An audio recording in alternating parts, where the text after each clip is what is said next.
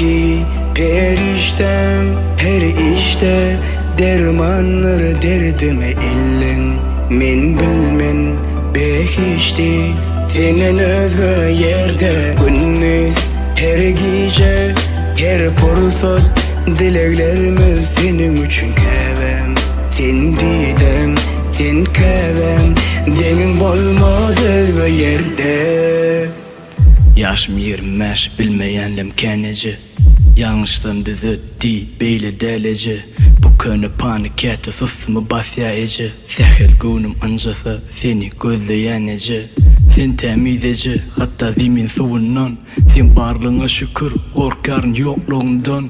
Bir sehil sebep bilen eğleneyse bu beden. Yeki sensin karışık seyredip pencereden.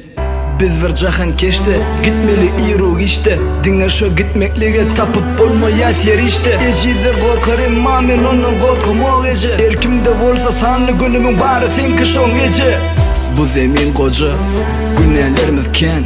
Gününe degenlemenemi cevap verirken setirlerim köp kişini fikirlendirir ece. Hak bağışlayıcıdır senin bağışlayıcı. Yerdeki periştem her işte dermanlar derdime illin. Men bilmen behişti senin özgü yerde gündüz her gece her fursat dileklerimiz senin üçün kevem. Sen didem sen kevem demin bolmaz özgü yerde.